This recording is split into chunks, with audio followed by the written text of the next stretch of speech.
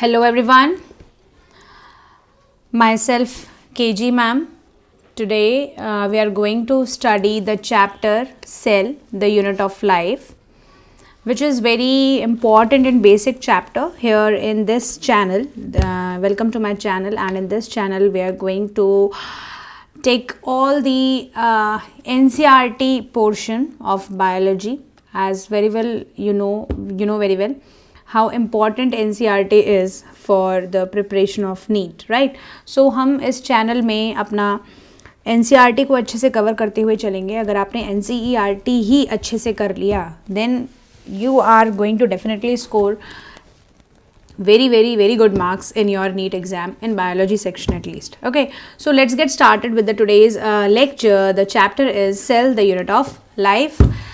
Welcome again to my channel, and see what is here. When you look around, you see both living and non-living things. Yes, there are both the things. You must have wondered and asked yourself, what is it that makes an organism living?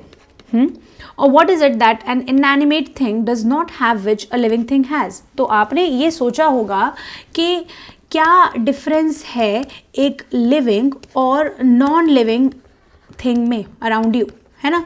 क्या ऐसी चीज़ है ना, क्या ऐसी चीज़ है living के पास जो कि उसको नॉन लिविंग से डिस्टिंक्ट करती है? ठीक है, what does a living thing has which distincts it from the non-living thing? So what does it has? It has the basic unit of life, which is cell. Okay, so living things had what?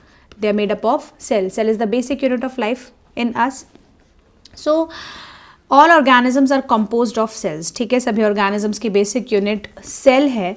And कुछ organisms जो हैं वो single cell के बने हैं जिनको आप unicellular organisms बोलते हैं, लाइक और काफ़ी कुछ मिनी सेल्स के बने हैं which you call as multicellular organisms. ठीक है, तो अगर आप लिविंग को फर्दर और आगे दो पार्ट्स में डिवाइड करना चाहते हैं, ठीक है, so you can divide this living organisms into two parts. One is unicellular organisms, okay, and another one is multicellular organisms.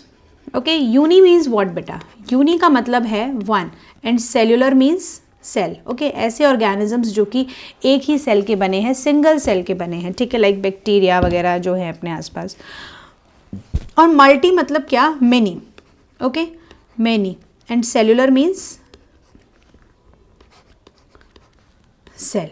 Okay, तो ऐसे ऑर्गेनिजम्स जो कि काफ़ी सेल्स के बने हैं which are made up of more than one type of cell, that is multicellular organisms.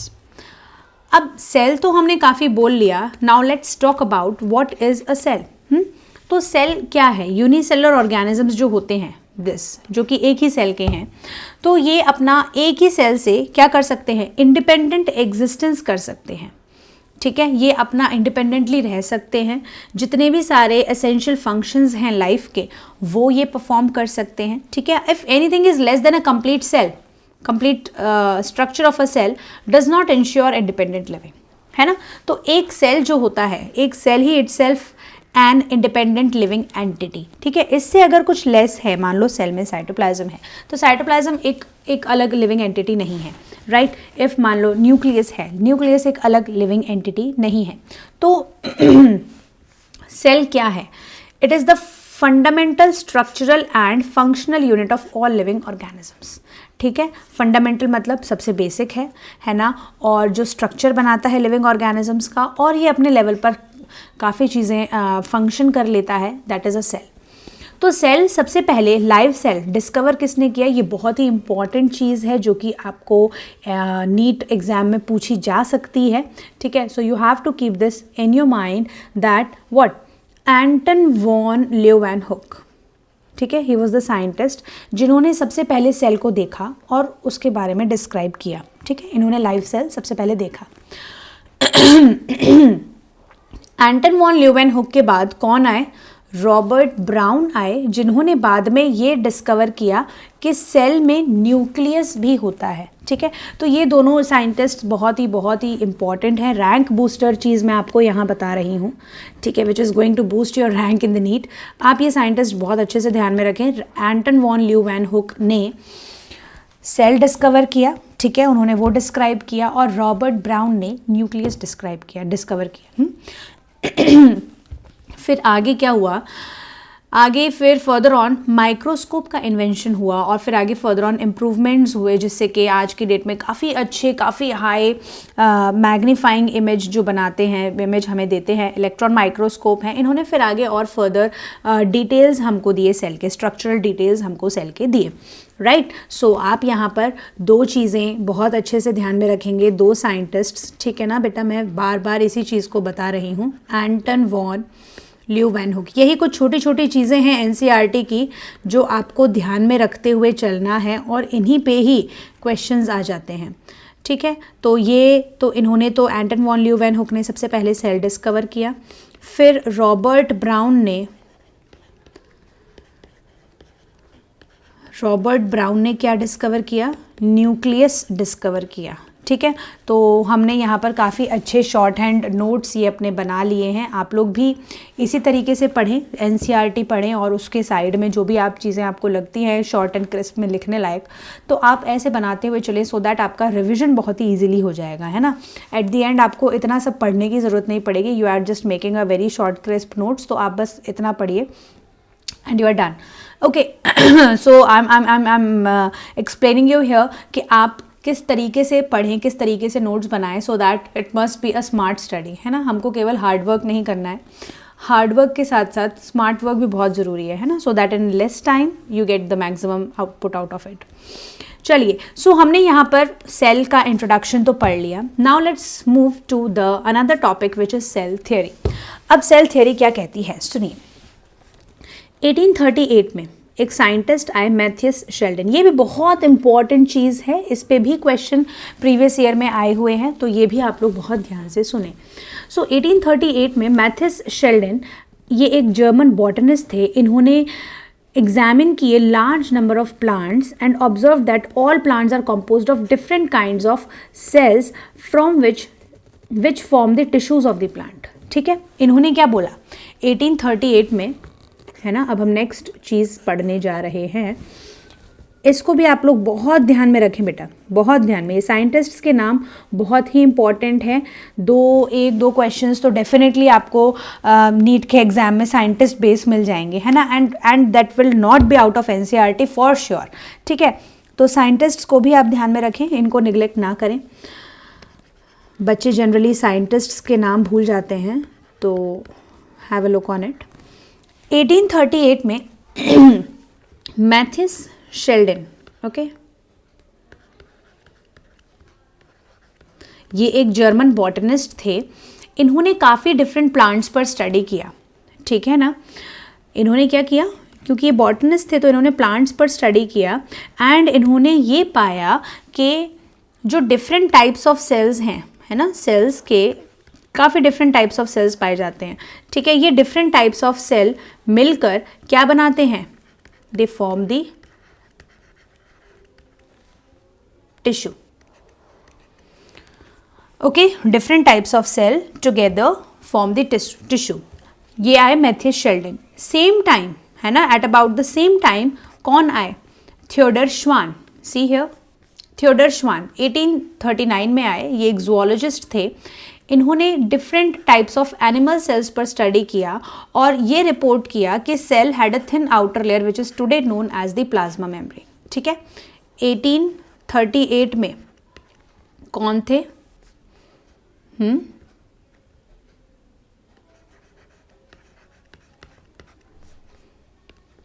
Your Matheus Sheldon,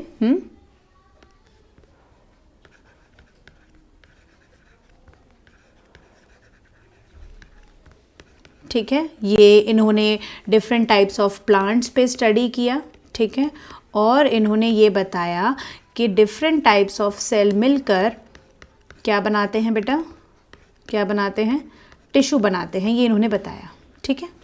plants में इन्होंने स्टडी किया।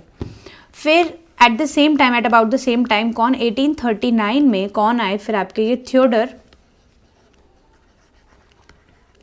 श्वान आए, ठीक है, जिन्होंने काफ़ी different types of animal cells पर स्टडी किया,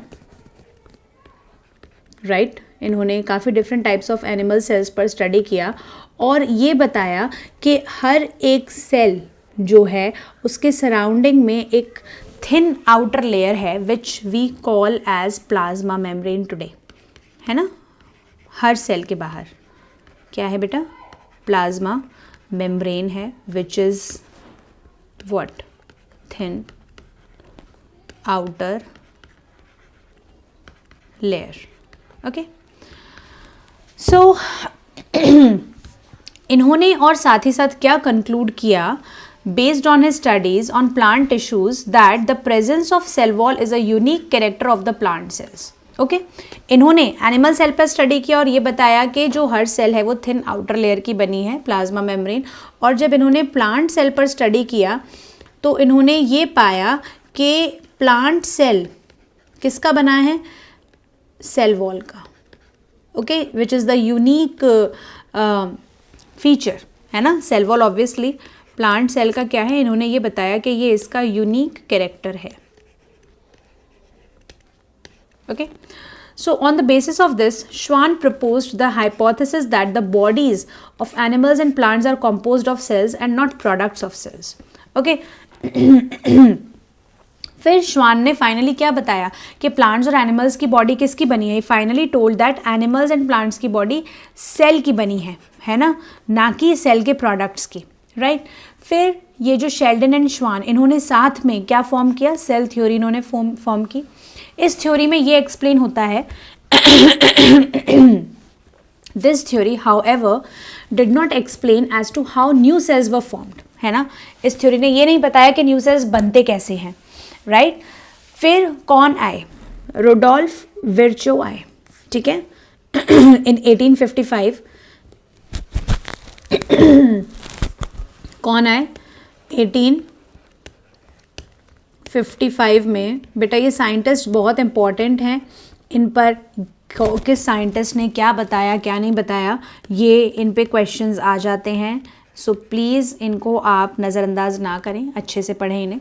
1855 में रुडोल्फ विर्चो आए और उन्होंने फर्स्ट एक्सप्लेन किया कि सेल्स कहाँ से बनते हैं। Cells divided and new cells are formed from pre existing cells, है ना, जिसको आप क्या बोलते हैं, ओमनिस सेल्युला ई सेल्युला। ओके, इन्होंने बताया ओमनिस सेल्युला ई सेल्युले का मतलब ही यही है कि जो नए सेल्स हैं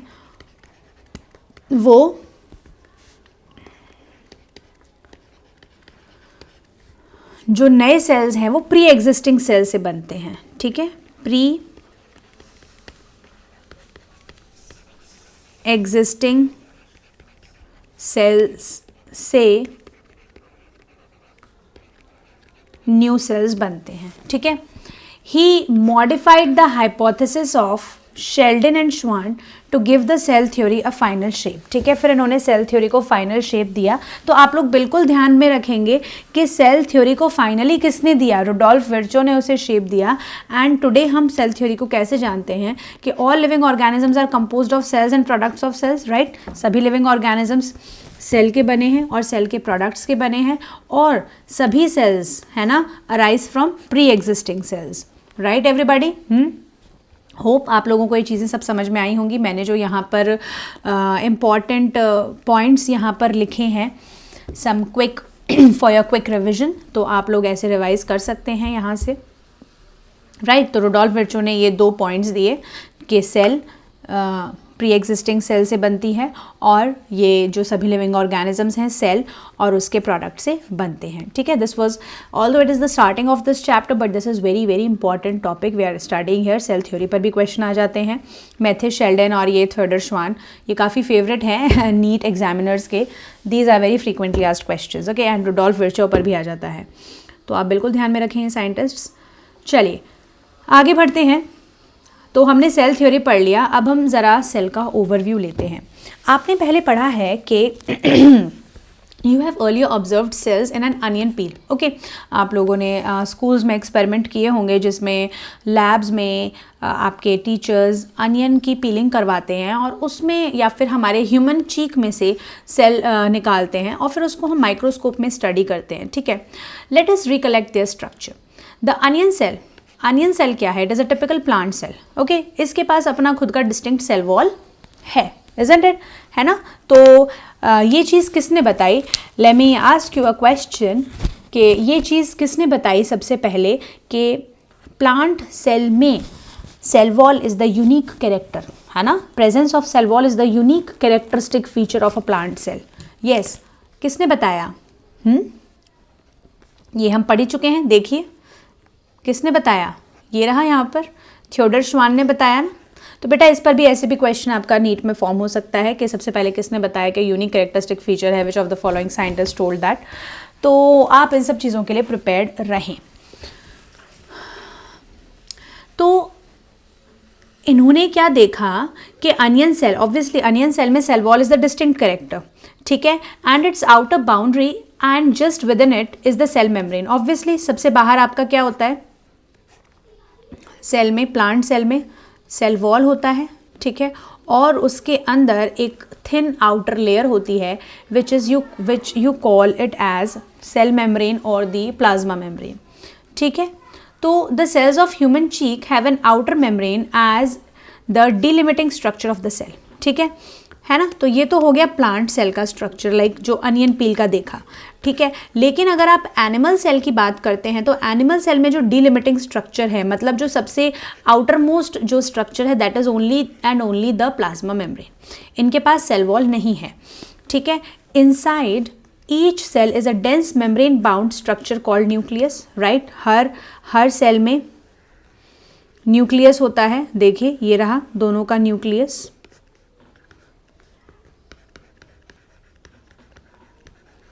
right. So this nucleus contains the chromosomes which in turn contain the genetic material DNA, है ना. न्यूक्लियस के अंदर क्या है बेटा?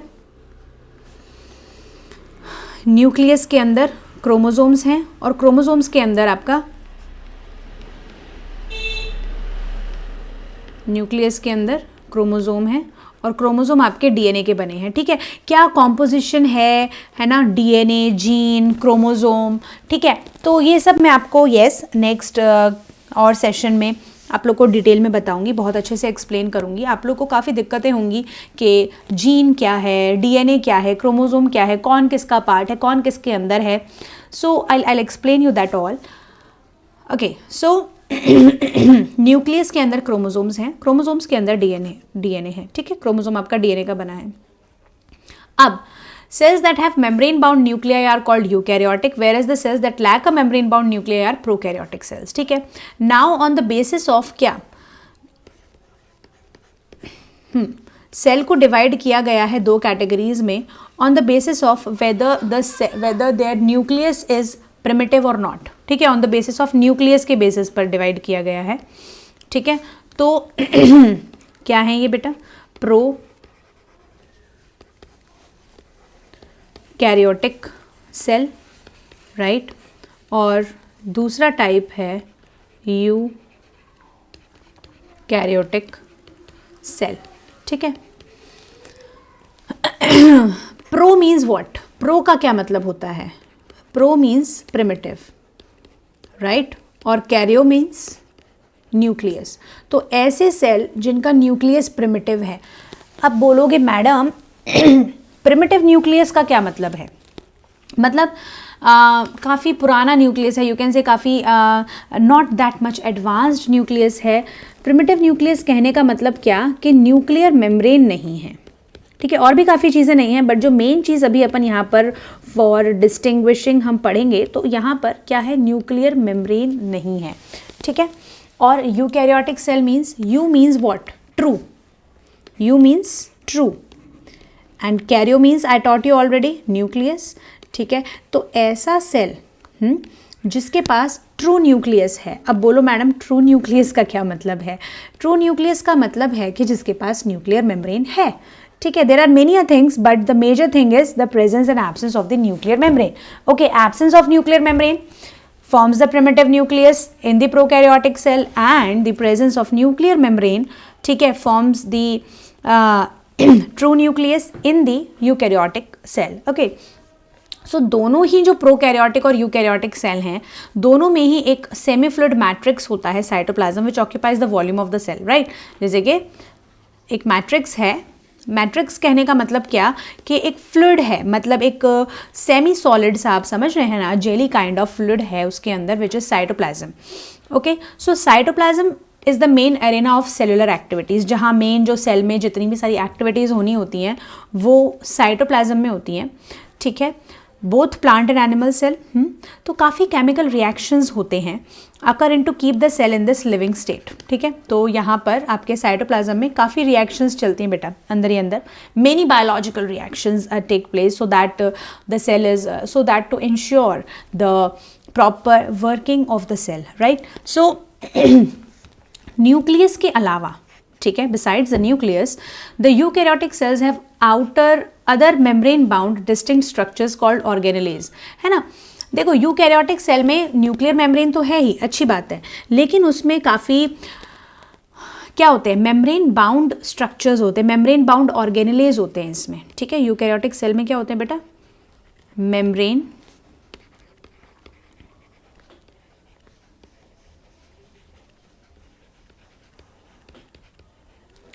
बाउंड ऑर्गेनेले होते हैं. ठीक है, मेम्ब्रेन बाउंड ऑर्गेनेले जैसे कि endoplasmic reticulum, Golgi body, lysosomes, mitochondria, microbodies and vacuoles. ठीक है बेटा, ये सारे आपके ऑर्गेनेलेज हैं, इनको आपको ध्यान में रखना है. इस चैप्टर में आगे हम एक एक करके डिटेल में ऑब्वियसली इन सभी ऑर्गेनेलेज के बारे में पढ़ेंगे. लेकिन प्रोकैरियोटिक सेल में lack such membrane bound organelles, है ना. इसमें ये ऑर्गेनेलेज ऐसे मेम्ब्रेन बाउंड, राइट, मेम्ब्रेन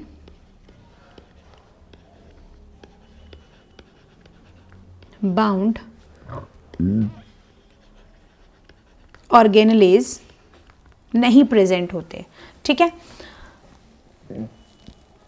अब अगर आप बात करें अगर राइबोसोम की ही, ठीक है, if you talk only about the ribosome, तो ribosome non membrane bound organelle है, found in all cells both eukaryotic as well as prokaryotic. ठीक है, मेम्ब्रेन बाउंड ऑर्गेनेलेज मतलब ऐसे ऑर्गेनेलेज जिनके सराउंडिंग में मेम्ब्रेन है ना. और राइबोसोम क्या है, राइबोसोम आपका प्रोकैरियोटिक सेल में भी प्रेजेंट है, ठीक है, और यूकैरियोटिक में भी प्रेजेंट है, क्योंकि ribosome is a non membrane bound, इसके सराउंडिंग में मेम्ब्रेन नहीं है. और बताऊंगी मैं अच्छे से डिटेल में जब हम आगे इसी चैप्टर में अपना राइबोसोम के बारे में पढ़ेंगे. ठीक है, तो इसके सराउंडिंग में मेम्ब्रेन नहीं है, इसको आप बहुत अच्छे से ध्यान में रखें.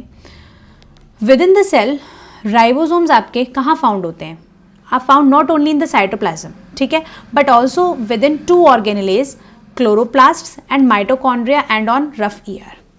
ठीक है, तो राइबोसोम जो हैं वो साइटोप्लाज्म में तो होते ही हैं, जैसे कि प्रोकैरियोटिक सेल है, तो प्रोकैरियोटिक सेल में तो और कोई ऐसे ऑर्गेनेले हैं नहीं, तो राइबोसोम कहाँ प्रेजेंट है, उसके साइटोप्लाज्म में ही प्रेजेंट है.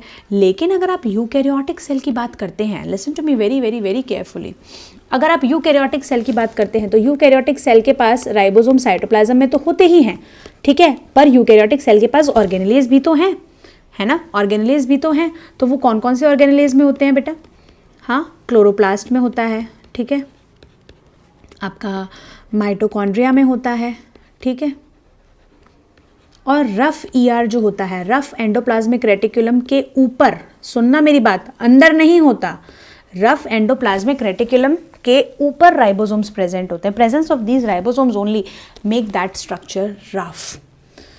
ओके, सो एनिमल सेल्स में another non membrane bound organelle है which is called as centrosome which helps in cell division, right.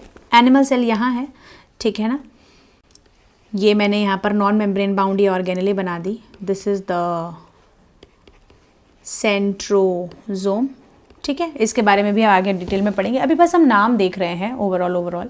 ठीक है, सेंट्रोजोम प्रेजेंट है जो कि सेल डिवीजन में मदद करता है. कैसे करता है, क्या करता है, सभी आपको पढ़ाया जाएगा, डोंट वरी फॉर इट. सो अब सेल्स जो हैं डिफर ग्रेटली इन साइज़. देखो अलग अलग टाइप के सेल्स हैं, साइज़ सबका अलग अलग है, शेप अलग अलग है, एक्टिविटीज़ अलग अलग हैं. फॉर एग्जाम्पल अगर आप बात करें माइकोप्लाज्मा की, ठीक है, तो माइकोप्लाज्मा सबसे स्मॉलेस्ट सेल है. भाई ये भी बहुत फेवरेट क्वेश्चन है नीट एग्जामिनर्स का, और इस पर भी PPLO माइकोप्लाज्मा पे भी काफ़ी बार क्वेश्चंस पूछे गए हैं प्रीवियस ईयर में, तो इस पर आप बहुत अच्छे से ध्यान दें बेटा. माइकोप्लाज्मा क्या है, स्मॉलेस्ट सेल है. कितना इसका लेंथ है, 0.3 micrometres in length, while while bacteria could be 3 to 5 micrometers. आ रही बात समझ में? क्या बात आई आपको समझ में? मैं बताऊं, देखो क्या आपको ध्यान रखना है ना? आपको ध्यान रखना है कि स्मॉलेस्ट सेल क्या है. स्मॉलेस्ट सेल है माइकोप्लाज्मा. ठीक है, माइकोप्लाज्मा. माइकोप्लाज्मा का दूसरा नाम है क्या? PPLO. PPLO की फुल फॉर्म क्या है बेटा? देखो, प्लूरो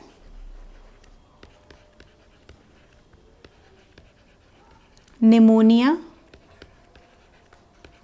लाइक ऑर्गेनिजम्स. ओके, तो अब आप बोलोगे मैडम ये ऐसा निमोनिया जैसा नाम क्यों है ना? तो ये एक्चुअली सबसे पहले जो डिस्कवर हुए थे फ्रॉम द कैटल्स, है ना? एक कैटल जिनको निमोनिया हो गया था, ठीक है, तो उनमें से ये सबसे पहले पाए गए थे ये स्मॉलेस्ट सेल माइकोप्लाज्मा. ठीक है, तो इसलिए तब ये नाम रखा गया. इसके पीछे और भी डिटेल कहानी है, वो हमको इतना जानने की ज़रूरत नहीं है. That is not of our context. इतना बता दिया जितना आपका आता है ना, जितना नीट में पूछा जा सकता है. इसका दूसरा नाम भी मैंने बता दिया, माइकोप्लाज्मा है, PPLO प्लूरोनिमोनिया लाइक ऑर्गेनिज्म. इसके पास सेल वॉल नहीं होता. ठीक है, it does not have the cell wall. और इसका साइज़ आप लोग बहुत अच्छे से ध्यान में रखें, इस पर तो क्वेश्चन आ ही जाता है ना.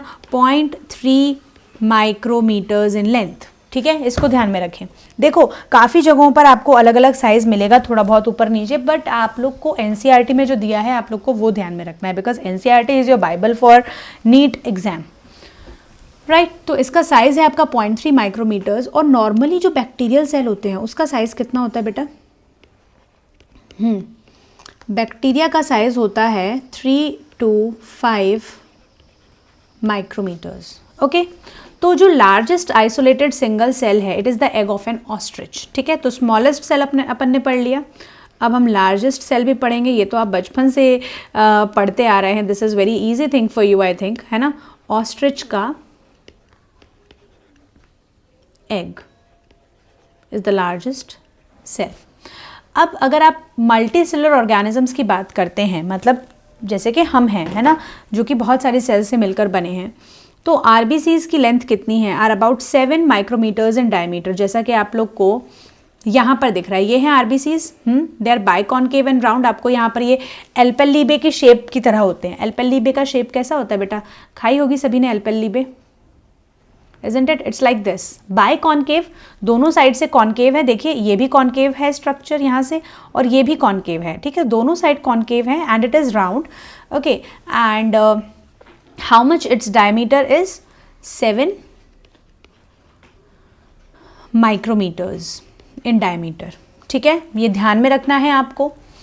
Nerve cells are some of the longest cells. Yes, ये भी आपको ध्यान में रखना है. ये तो आप बचपन से पढ़ते आ रहे हैं कि जो नर्व सेल है ये आपका लॉन्गेस्ट सेल है, as you can see here, nerve cell, है ना, which is branched and long. And cells also vary greatly in shape, है ना. सेल्स शेप में भी वेरी करते हैं. दे मे बी क्या? Disc shape, polygonal, columnar, cuboid, thread like और इवन इरेगुलर शेप के भी होते हैं. ठीक है, जैसे कि आपको वाइट ब्लड सेल्स यहाँ पर दिख रहे हैं, they are amoeboid in shape. Amoeboid in shape कहने का मतलब क्या? They do not have proper shape, means what? Irregular shape they have, है ना. इसको ध्यान में रखेंगे आप. बहुत ही है छोटी सी चीज़, लेकिन ध्यान में रखने वाली है. इस पर जब क्वेश्चन आ जाएगा तो आप लोग घूम जाएंगे कि अरे वाइट ब्लड सेल्स का शेप कैसा होता है. ठीक है, and you will get the 4 options, whether it is biconcave और इरेगुलर, है ना, और इट इज़ ब्रांच्ड और elongated और columnar और cuboid. You can get many of the options out there. Okay, so do remember, do memorize it. White blood cells are amoeboid, irregular in shape. These are columnar epithelial cells. Epithelial cells क्या है? जो covering होती है, इधर outer lining और inner lining जो है.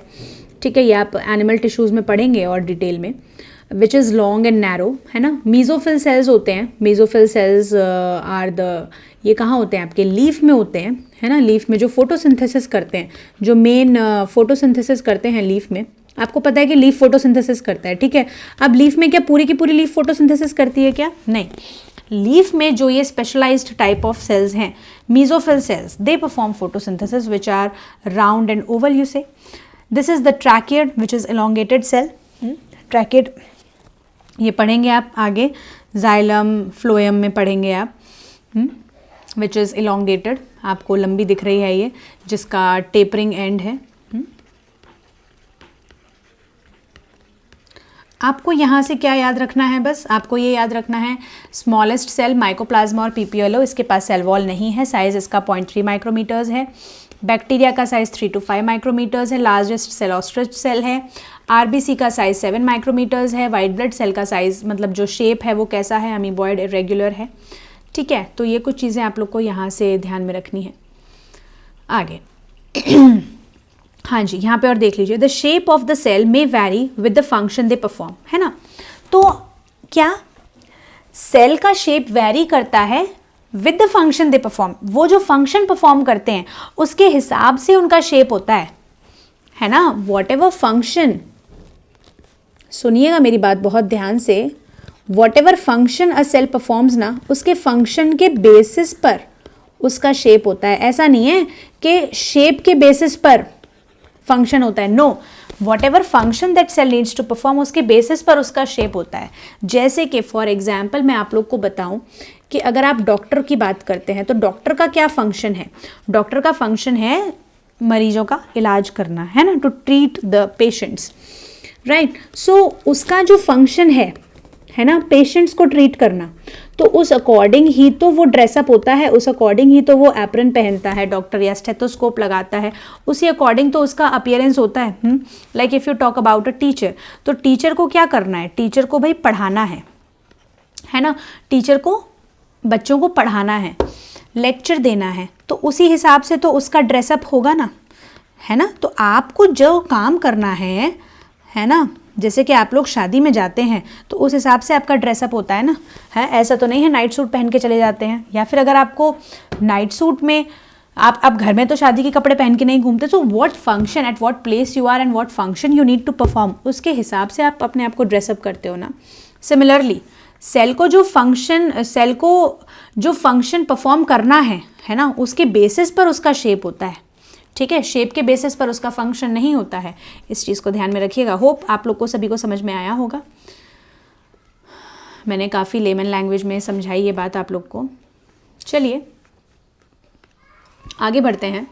सबसे पहले अब हम यहाँ देखते हैं प्रोकैरियोटिक सेल। ठीक है, प्रोकैरियोटिक सेल को मैं आपको बता चुकी हूँ। प्रो मतलब क्या होता है बेटा, पिछले ही स्लाइड में मैं बता चुकी हूँ कि प्रो मतलब होता है प्रिमिटिव एंड कैरियो मतलब न्यूक्लियस। तो ऐसा सेल जिसका न्यूक्लियस प्रिमिटिव है ना, न्यूक्लियस कैसा है इसका,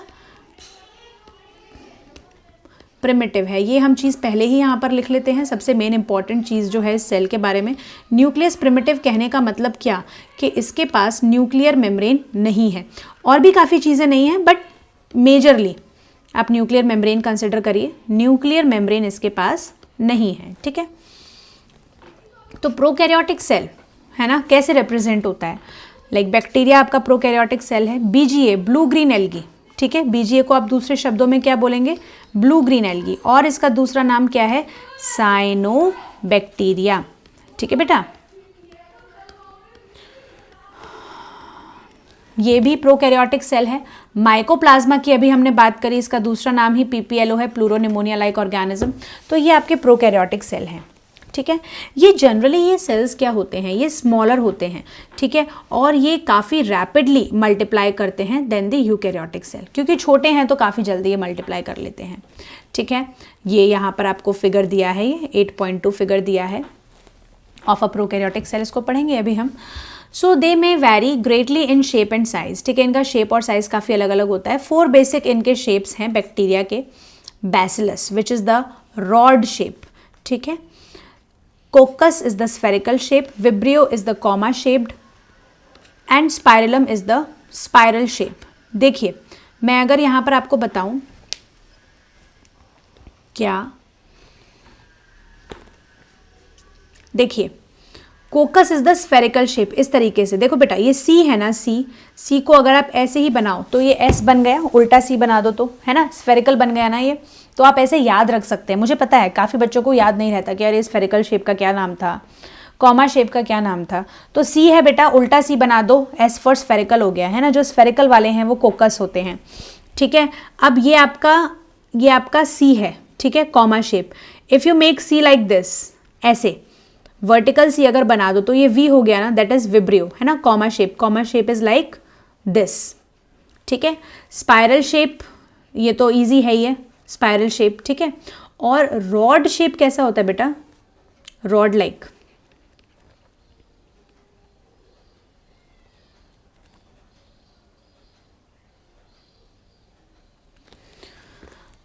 इट इज लाइक दिस. ठीक है, रॉड आपको ध्यान में रखना है, बैसिलस. तो बहुत इंपॉर्टेंट चीज़ सुनिए, जो मेजर ऑफ बैक्टीरिया है ना, सुनिएगा कान खोल के, जो मेजर ऑफ बैक्टीरिया है ना वो कौन से शेप के होते हैं, ये शेप के होते हैं, बैसिलस शेप के होते हैं मेजरली बैक्टीरिया जो होते हैं. ठीक है, आगे देखते हैं.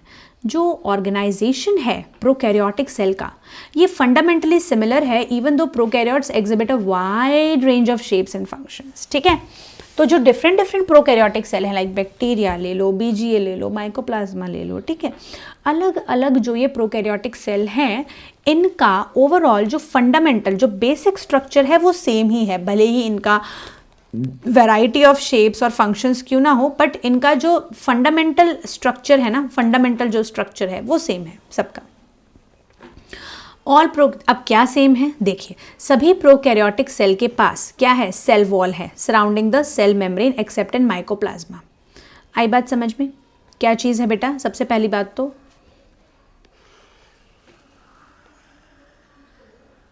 ये रहा, क्या है उनके पास, सभी के पास सेल वॉल है एक्सेप्ट इन माइकोप्लाज्मा. ये चीज़ मैं बता चुकी हूँ. हाँ, माइकोप्लाज्मा के पास सेल वॉल नहीं है, ये चीज़ मैं आप लोग को पिछले स्लाइड में ही बता चुकी हूँ. अब जो इसके पास फ्लूइड मैट्रिक्स है, सभी के पास अपना फ्लूइड मैट्रिक्स है विच इज़ दी साइटोप्लाज्म. ठीक है, नो वेल डिफाइंड न्यूक्लियस. ठीक है, न्यूक्लियस नहीं है इनके पास. The genetic material is basically naked. ठीक है, मतलब इसका जेनेटिक मटीरियल कैसा होता है बेटा, इट इज़ लाइक दिस. ठीक है, this is it's genetic material, जिसको आप क्या बोलते हैं, ये इसका जेनेटिक मटेरियल है.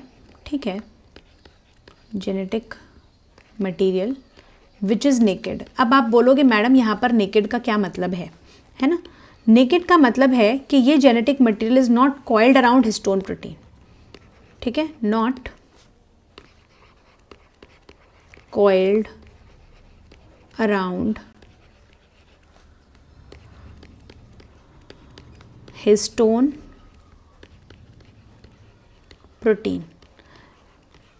देखिए हिस्टोन एक टाइप ऑफ प्रोटीन होता है, यहाँ पर मैं अलग से आपको बता देती हूँ. हिस्टोन एक टाइप ऑफ प्रोटीन होता है, ठीक है, जिसके सराउंडिंग में डीएनए रैप होता है यूकैरियोटिक सेल में, है ना. ये यूकैरियोटिक सेल की बात है. वैसे ये हम डिटेल में अपना 12th स्टैंडर्ड में आता है ये आपका, बट अभी के लिए बस आप इतना ही ध्यान में रखिए. आप इसको और डिटेल में पढ़ेंगे आगे, डोंट वरी फॉर इट. लेकिन अभी के लिए बस मैं इतना यहाँ पर आपको समझा सकती हूँ कि ये नेकेड क्यों है, क्योंकि ये डीएनए हिस्टोन प्रोटीन के सराउंडिंग में कॉइल्ड नहीं है. ठीक है, यूकैरियोट्स में होता है ऐसा. हिस्टोन एक प्रकार का प्रोटीन है. प्रोटीन आप जानते ही हैं, प्रोटीन इज अ बायोमॉलिक्यूल, है ना. तो हमारे सेल में प्रोटीन है. ठीक है, अब प्रोटीन भी डिफरेंट टाइप के होते हैं. So histone is one of the type of protein जिसके सराउंडिंग में डीएनए रैप होता है. ठीक है ना. लेकिन प्रोकैरियोट्स में ऐसा नहीं है, इस वजह से इनका जेनेटिक मटेरियल आप क्या बोलते हैं, नेकेड बोलते हैं. ठीक है, तो इसकी जेनेटिक मटेरियल को आप नाम देते हैं which is called as the genomic DNA. ठीक है, और आप इसको इंसिपिएंट न्यूक्लियस भी बोलते हैं.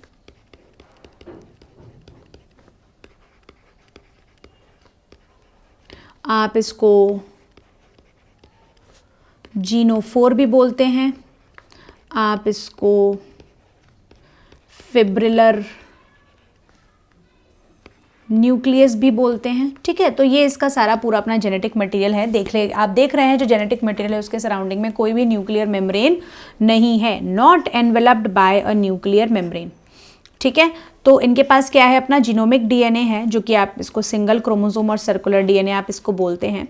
ठीक है, many bacteria have small circular DNA outside the genomic DNA. ठीक है, तो ये तो आपका जेनेटिक मटेरियल है, ये तो आपका जीनोमिक डीएनए है. इसके अलावा एक स्मॉल सर्कुलर डबल स्ट्रैंडेड एक डीएनए होता है जिसको आप प्लाज्मिड बोलते हैं। क्या बोलते हैं? प्लाज्मिड। सुनिए यहां पर, these smaller DNA are called plasmid. ठीक है, क्या है ये है आपका स्मॉल सर्कुलर डीएनए। ठीक है, जीनोमिक डीएनए के अलावा आपको दिख रहा है एक छोटा ही स्मॉल सर्कुलर डीएनए होता है जिसको आप प्लाज्मिड डीएनए बोलते हो। इसको आप एक्स्ट्रा क्रोमोसोमल डीएनए भी बोल सकते हो, है ना, क्योंकि मेन जो क्रोमोसोम है, मेन जो जेनेटिक मटेरियल है उसके अलावा है ना ये, है ना। तो आप इस प्लाज्मिड को क्या बोल सकते हो? एक्स्ट्रा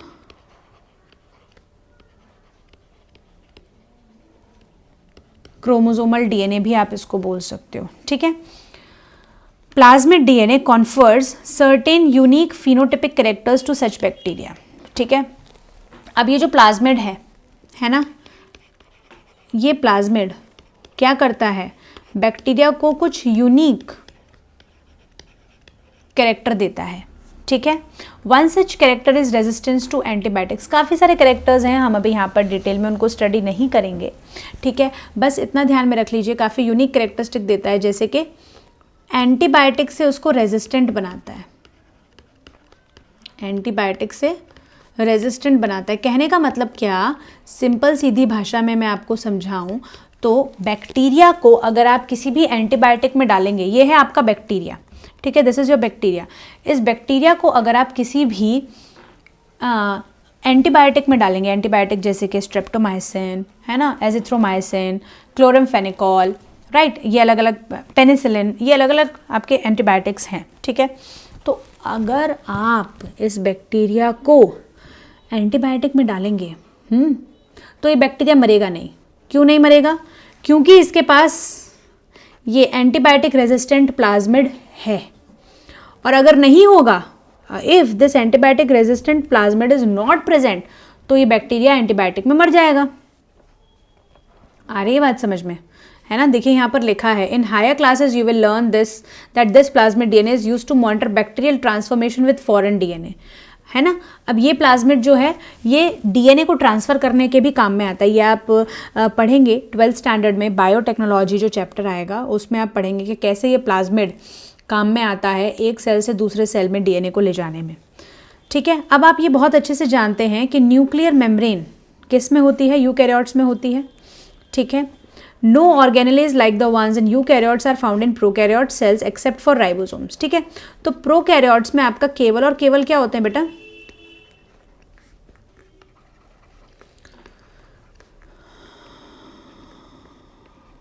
क्या होते हैं?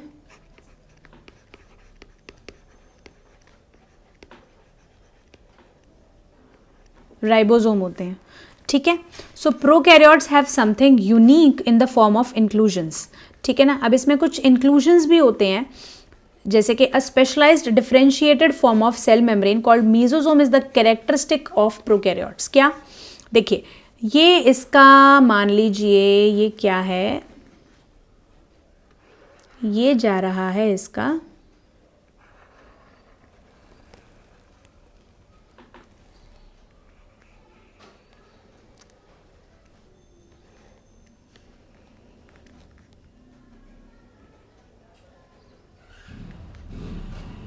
Plasma membrane. ठीक है, this is the plasma membrane. अब इनमें प्रोकैरियोटिक सेल में क्या होता है ना, जो प्लाज्मा मेम्ब्रेन है वो अंदर की तरफ थोड़ी इनफोल्डिंग्स होती हैं, समझ रहे हैं, लाइक दिस, इस तरीके से कुछ इनफोल्डिंग्स होती हैं प्लाज्मा मेम्ब्रेन की, और इन इनफोल्डिंग्स पे राइबोसोम भी होते हैं। ठीक है, so this infolding of plasma membrane is called as mesosome. Right everybody, इस इनफोल्डिंग को आप क्या बोलते हैं? मीजोसोम बोलते हैं। ठीक है, ये क्या है? These are essentially infoldings of cell membrane. ये मैंने बताया ही अभी, ये सेल मेम्ब्रेन की इनफोल्डिंग है। राइट बेटा,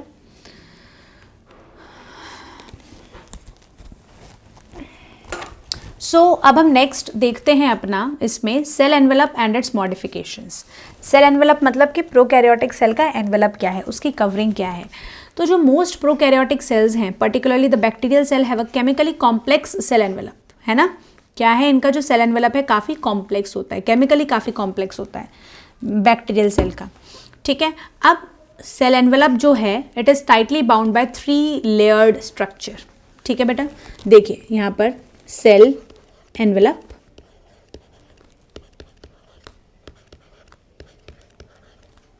ठीक है, बैक्टीरियल सेल की हम बात कर रहे हैं। तो ये जो एनवेलप है ये 3 लेयर का स्ट्रक्चर है इनमें, राइट। सुनिए 3 लेयर्स हम पढ़ते हैं।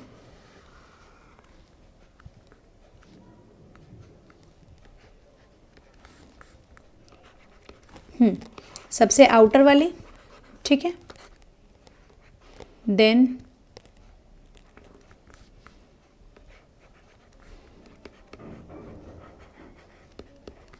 मिडिल लेयर, ओके,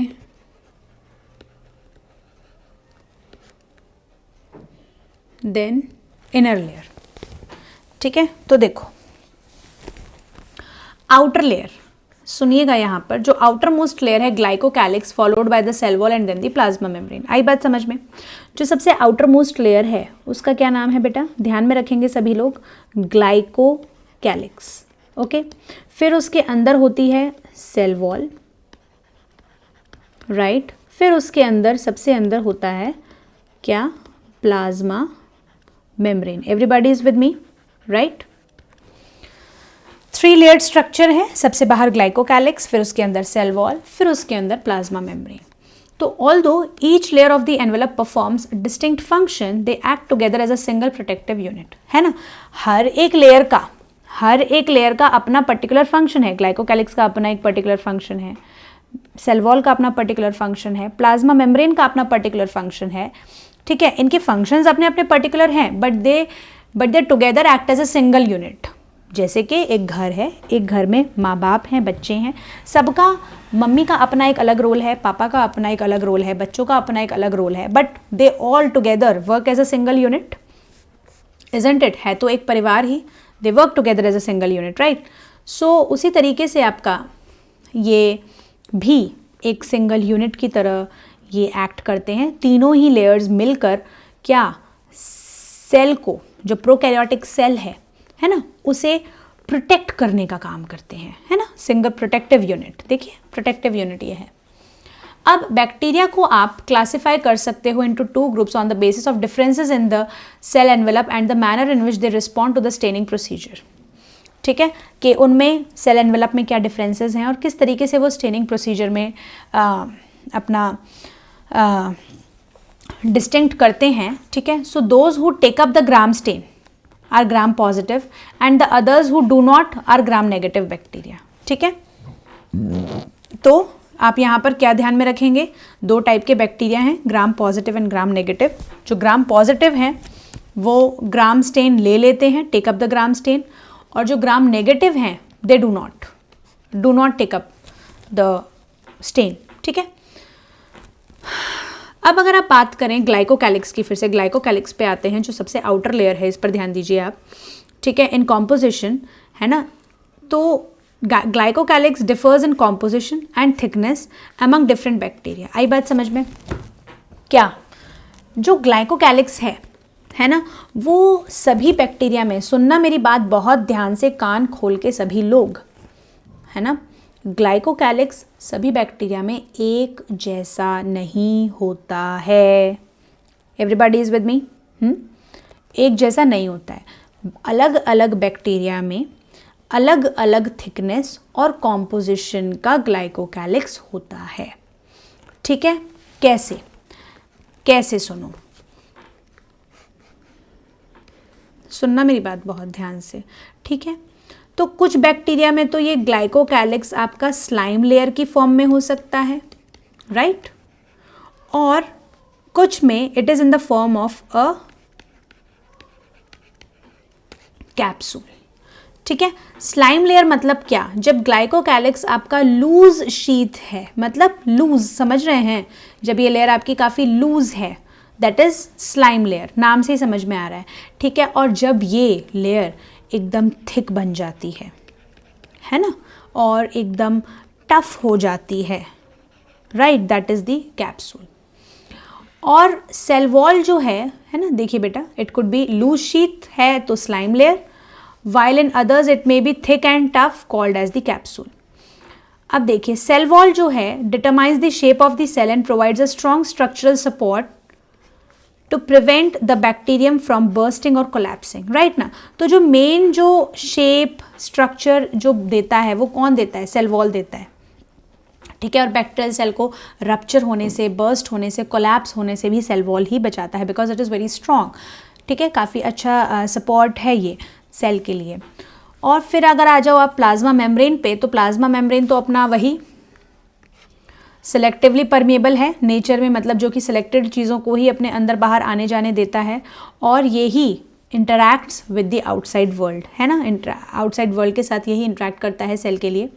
और this membrane is similar structurally to that of the eukaryotes. आई बात समझ में क्या? कि जो प्लाज्मा मेम्ब्रेन है ये यूकैरियोट्स के जैसा ही है, ठीक है. एक और बहुत अच्छी चीज़ मैं आपको बताऊं, क्या कि इस धरती पर, सुनना मेरी बात बहुत ध्यान से, इस अर्थ पर जितने भी लिविंग ऑर्गेनिजम्स हैं सभी का प्लाज्मा मेम्ब्रेन एक जैसा है. प्लाज्मा मेम्ब्रेन में कोई डिफरेंस नहीं. Plasma membrane is a phospholipid bilayer, है ना. तो it is universal to all. आ रही बात समझ में? इस धरती पर जितने भी लिविंग ऑर्गेनिजम्स हैं सभी का plasma membrane is made up of phospholipid bilayer.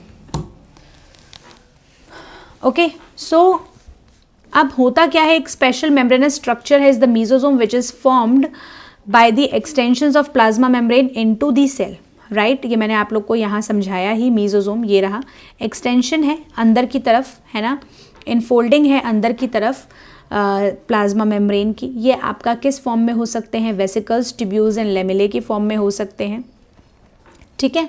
और ये मीजोसोम ऑब्वियसली प्लाज्मा मेम्ब्रेन का ही तो एक्सटेंशन है ना. ये किस में मदद करते हैं? They help in cell wall formation, DNA replication and distribution to daughter cells, ठीक है बेटा, है ना. जैसे कि मान लो मैं यहाँ पर ये बना दूँ, प्लाज्मा मेम्ब्रेन मैंने यूँ बना दिया और ये मैंने मीजोसोम बना दिया, ठीक है. तो ये आपके किस फॉर्म में हो सकते हैं? वेसिकल्स, ट्यूब्यूल्स एंड लेमिले की फॉर्म में, ठीक है. और ये किस में मदद करते हैं? जो इसके बाहर की तरफ जो सेल वॉल है, ठीक है, बाहर की तरफ क्या है बेटा? ये रिजिड सेल वॉल है इसके बाहर की तरफ बैक्टीरियल सेल में, है ना. तो कौन बनाता है उसे? ये मीजोसोम ही तो इसे बनाते हैं, ठीक है. मीजोसोम ही तो सेल वॉल का फॉर्मेशन करते हैं, ठीक है. और दूसरी चीज़ क्या, जो डीएनए है इसके अंदर, ठीक है, उसे भी रेप्लिकेट यही करते हैं. जैसे मान लो 2 डीएनए रेप्लिकेट हो गए, ठीक है. और फिर जो इनका डिस्ट्रीब्यूशन होगा आगे, जब ये सेल डिवाइड करेगी और 2 डॉटर सेल्स बनेंगी, तो उनका डिस्ट्रीब्यूशन भी ये मीजोसोम ही करवाएगा. आई बात समझ में? हाँ, मीजोसोम क्या करता है? सेल वॉल बनाता है, ठीक है, डीएनए डुप्लीकेट करवाता है और फिर उनका इक्वल डिस्ट्रीब्यूशन करवाता है to the 2 new formed daughter cells, ठीक है. ये और किस में मदद करते हैं? रेस्पिरेशन में, सिक्रीशन में, to increase the surface area of the plasma membrane and enzymatic content, ठीक है. ये भी आप ध्यान में रखेंगे, किस में ये मदद करते हैं? रेस्पिरेशन में, है ना. और क्योंकि ये मीजोसोम्स हैं, बाहर की तरफ हैं, तो सेल के अंदर से कोई जो चीज़ें सिक्रीट होनी है तो वो इनके थ्रू होंगी, ठीक है. मतलब ये क्या करेंगे? आपका सिक्रीशन करेंगे, राइट. कुछ चीज़ें ये सिक्रीट करते हैं.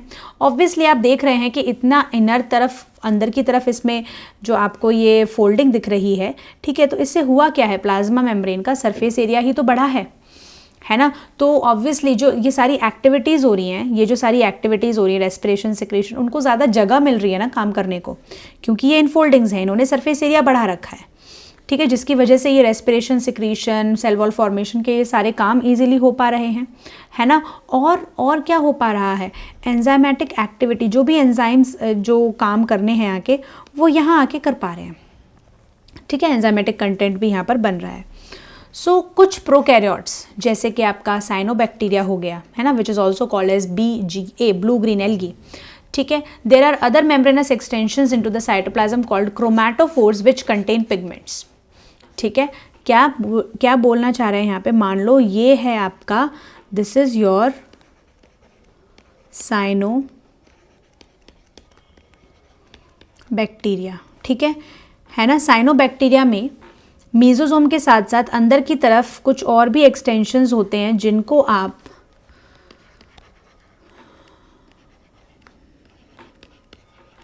क्रोमैटोफोर्स बोलते हैं। ठीक है, अब ये क्यों होते हैं? क्रोमैटोफोर्स में कुछ पिगमेंट्स होते हैं।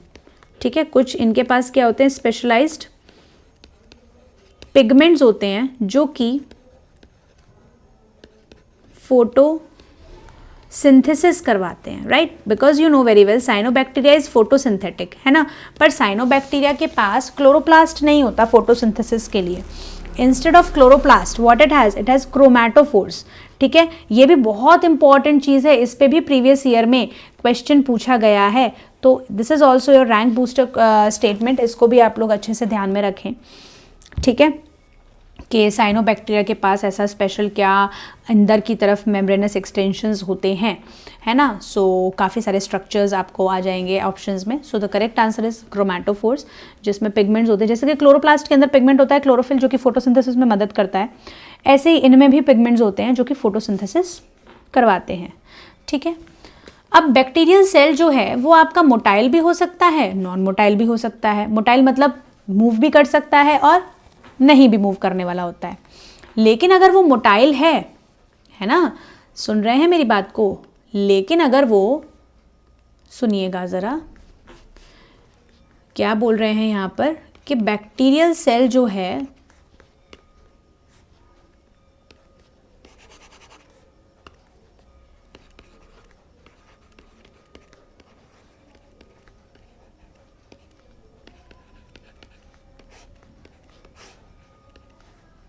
बैक्टीरियल सेल, ठीक है, मोटाइल भी हो सकता है, मतलब मूवेबल भी हो सकता है, और नॉन मूवेबल भी हो सकता है। नॉन मोटाइल जिसको आप बोलेंगे, ठीक है, जो कि मूव नहीं कर सकता।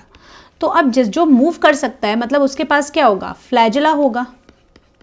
ठीक है, कैसा होता है फ्लैजिला? ये रहा सेल, बैक्टीरियल सेल, और ये रहा इसमें फ्लैजिला। ये फ्लैजिला की मदद से मूव करेगा। ठीक है, और नॉन मोटाइल मतलब जिसके पास फ्लैजिला नहीं है। ठीक है, क्या है? जिसके पास फ्लैजिला नहीं है। So if motile they have thin filamentous extensions from their cell wall called flagella. ये मैं बता चुकी। ये किसका एक्सटेंशन है? हाँ, सेल वॉल का एक्सटेंशन है। ध्यान में रखेंगे, इस पे भी क्वेश्चन आ सकता है कि फ्लैजिला किसका एक्सटेंशन है? Flagella is an extension of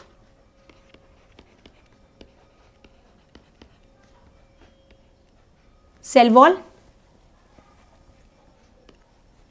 ठीक है, bacteria show a range in the number and arrangement of flagella. ठीक है ना? तो यस, बैक्टीरिया में अगर फ्लैजिला है, ठीक है, तो नंबर वेरी करता है और अरेंजमेंट वेरी करता है। यस, फ्लैजिला का क्या क्या वेरी करता है बेटा? नंबर एंड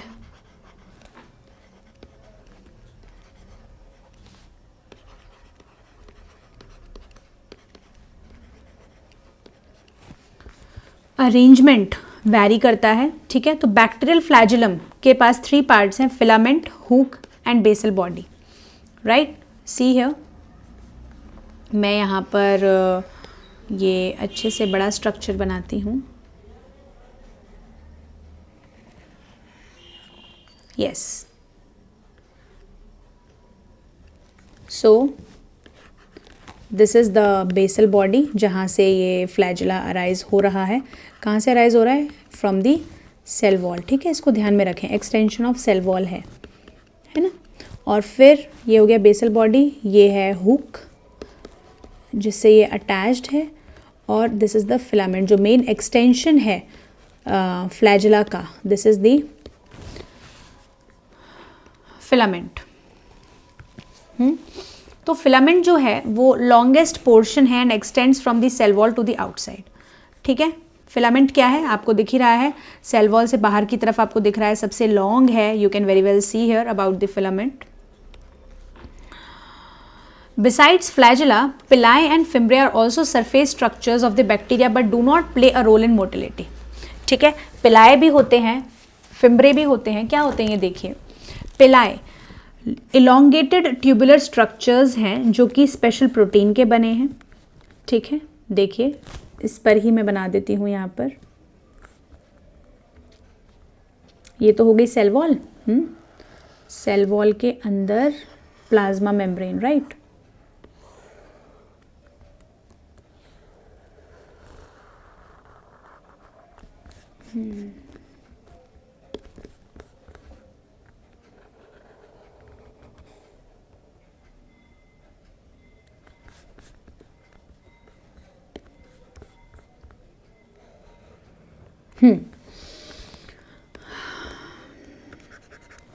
प्लाज्मा मेम्ब्रेन की जो इनफोल्डिंग है that is called as mesosome, ठीक है। और जो इसकी आउटफोल्डिंग होती है ना, जो आपके लॉन्ग ट्यूबुलर स्ट्रक्चर्स हैं,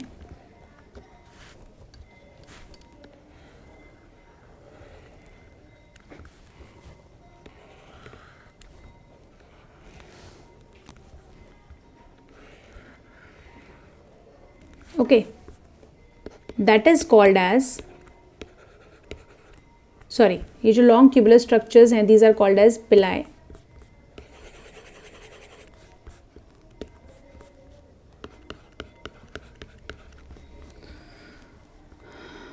ठीक है, देखिए यहाँ पर पिलाई क्या है, ये इलोंगेटेड ट्यूबुलर स्ट्रक्चर्स हैं जो कि स्पेशल प्रोटीन के बने हैं। किसके? पाइलिन प्रोटीन के ये बने होते हैं। स्पेशल प्रोटीन का नाम क्या है? It is made up of pilin protein, ठीक है। और जो ये फिम्ब्रे हैं, ये स्मॉल ब्रिसल लाइक फाइबर्स हैं sprouting out of the cell, ठीक है। In some bacteria they are known to help attach the bacteria to rocks in streams and also to the host tissue, ठीक है। जो small bristle like हैं, very very small bristle like, इस तरीके से, ठीक है। ये स्मॉल हैं, ब्रिसल जैसे हैं, मतलब simple hair kind of extensions हैं ये from the cell body.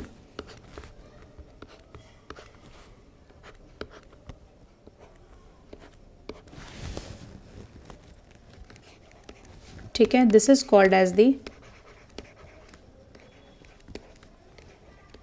Fimbriae, ठीक है। फिम्ब्रे क्या है? ये स्मॉल ब्रिसल लाइक स्ट्रक्चर्स हैं जो कि बैक्टीरिया को किसी भी सरफेस से अटैच करने में मदद करते हैं, ठीक है। Helps attach to any surface, right. तो इनफोल्डिंग जो है, अगर हम बैक्टीरिया के प्लाज्मा मेम्ब्रेन है ना, देखो बैक्टीरिया में ओवरऑल अगर हम इनफोल्डिंग की बात करें,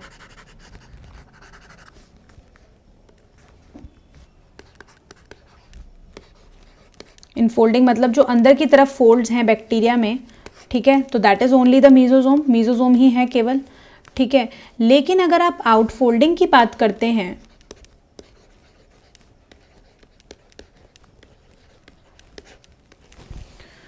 राइट, तो आउटफोल्डिंग में आपका क्या क्या आ जाता है? फ्लैजेला,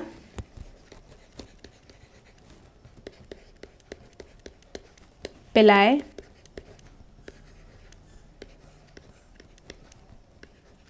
एंड फिम्ब्रे, ठीक है। ये तीन आपके आउटफोल्डिंग्स आ जाते हैं। ये हमने सारे अभी डिटेल में पढ़ लिए हैं। होप आप सभी को चीज़ें समझ में आई होंगी। If have any doubts drop me the mail और the message, I will see and will resolve your issue in the next lecture. So bye all of you. और सभी लोग बहुत ही अच्छे से इसको रिवाइज करें, बहुत ही अच्छे से इस पर बेस्ड क्वेश्चंस सॉल्व करें। Okay, that's all for today. Thank you. Do like, share and subscribe. Like किए बिना, शेयर किए बिना और सब्सक्राइब किए बिना नहीं जाइएगा। Okay, bye bye all.